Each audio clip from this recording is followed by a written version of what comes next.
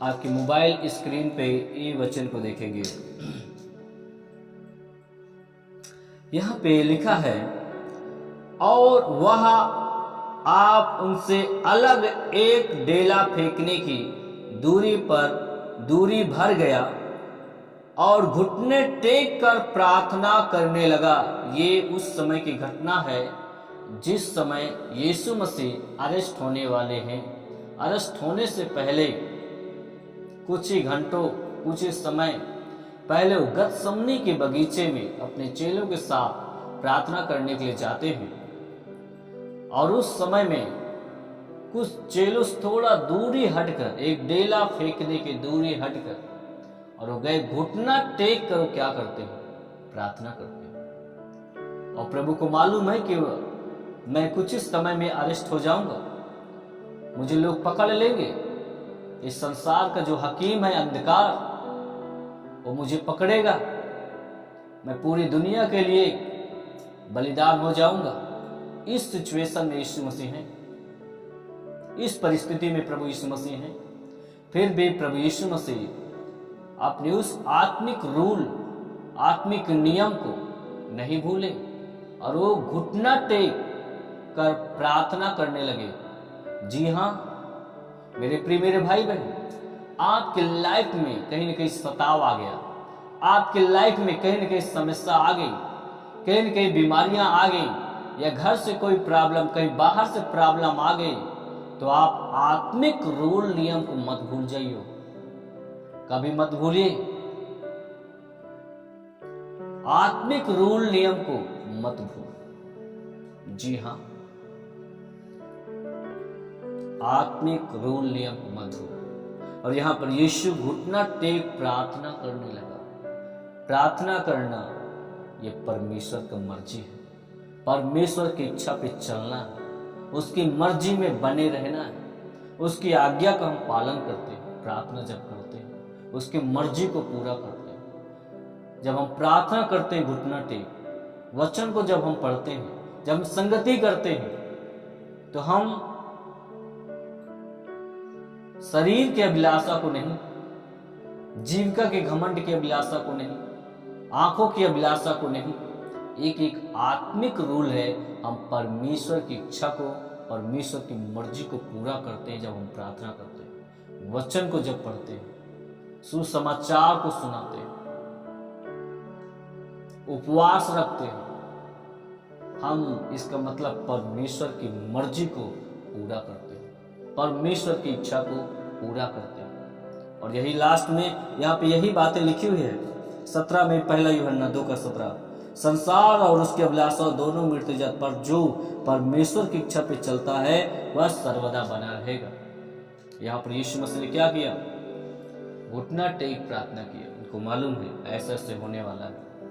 और फिर लिखा है, हे पिता, यदि तू चाहे तो इस कटोरे को मेरे पास से हटा ले, तो भी मेरी नहीं परंतु तेरी इच्छा पूरी हो। आमीन। आप बोल सकते हैं हालेलुया, हालेलुया। आप बोल सकते हैं। यहाँ पे प्रभु ने कहा, हे पिता, यदि तू चाहे तो इस कटोरे को, इस समस्या को हटा ले, परंतु तो भी मेरी नहीं परंतु तेरी इच्छा पूरा हो जाए। आमीन। जी हाँ, आज मनुष्य अपनी इच्छा को पूरा करना चाहता है, ना कि परमेश्वर की इच्छा को पूरा करता है। याद रखिएगा, यहां पे यीशु मसीह पिता की इच्छा को क्या कर रहे हैं? पूरा कर रहे हैं। अपनी इच्छा को वहां पे जाहिर किया, प्रभु ने जाहिर किया कि हे पिता, यदि ये कटोरा चाहे तो आप टाल सकते, टल जाए, फिर भी मेरी नहीं परंतु आपकी इच्छा पूरी हो जाए।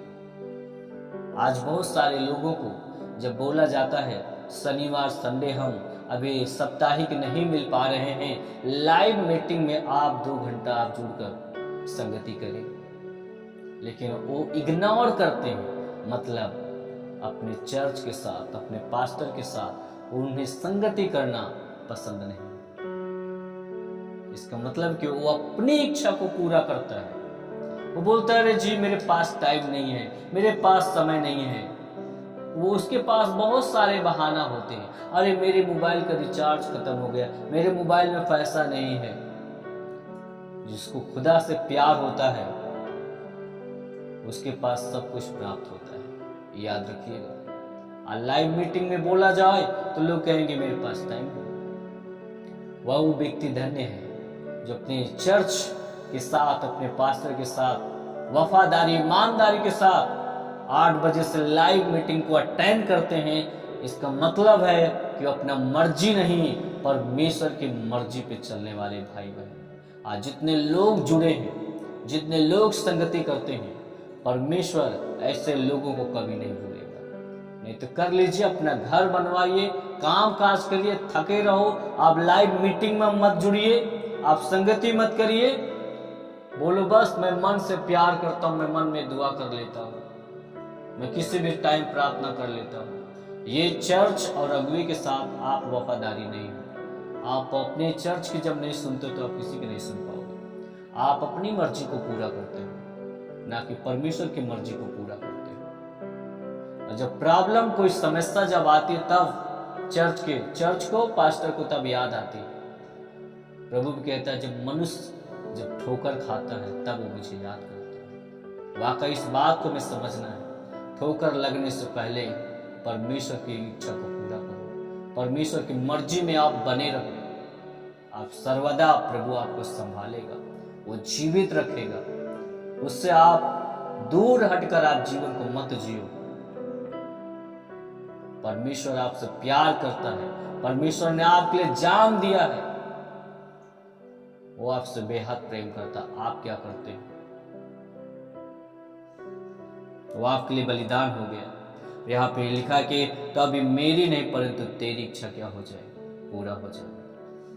हर सिचुएशन में रहकर आप प्रभु को धन्यवाद करें। अरे कई लोग तो अब सोच रहे हैं अरे अब अब तो चर्च बंद है, अब क्या हो, वो पूरा संसार के तौर तरीके से जीवन को जी रहा है। अरे प्रभु को मौका दीजिए। चर्च बंद हो गया है, साप्ताहिक नहीं मिल पा रहे हैं, तो आत्मिक रूल नियम को तो मत भूलिए।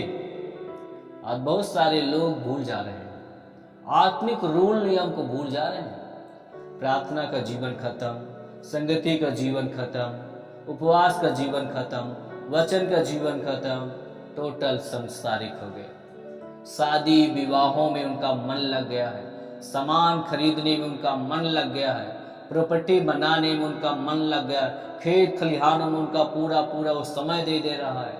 वो चर्च और पास्टर के साथ वो वचन को सुनने के लिए उसके पास 1 घंटा टाइम नहीं है। वो प्रभु की मर्जी में नहीं, वो संसार और संसार की अभिलाषाओं में फंस चुका है। शरीर की अभिलाषा, आंखों की अभिलाषा, जीविका का घमंड में फंस चुका है।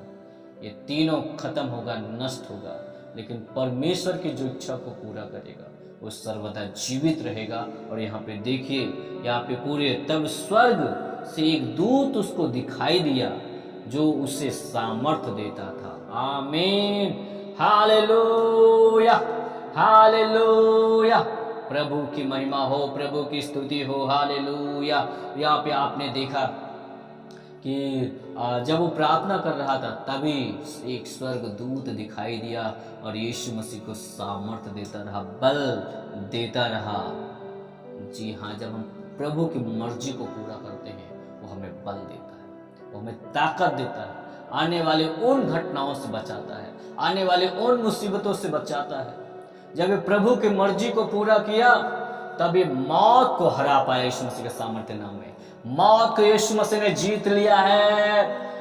इंसान की सबसे बड़ी जो शत्रु थी, सबसे बड़ा जो दुश्मन था मौत, उस मौत से जो डरा रहता है हमेशा इंसान, उस मौत को यीशु ने पैर के नीचे रखकर तीसरे दिन और मृतकों में से जी उठा है। वो जीवित परमेश्वर है। आमीन, आप बोल सकते हैं हालेलुया। ये क्या, कैसे मौत पर जय पाए? परमेश्वर के पिता की मर्जी पर चलने के द्वारा। जब आप परमेश्वर की मर्जी पे चलोगे, परमेश्वर की इच्छा को आप जब पूरा करोगे, निश्चय ओ दिन ओ घड़ी जो यीशु मसीह ने कहा मैं आऊंगा और तुम्हें स्वीकार करूंगा, बादलों पर आऊंगा और मैं तुम्हें स्वीकार करूंगा, जहां मैं रहूंगा वहां पे तुम रहोगे। क्योंकि तुमने मेरी इच्छाओं पे चला है।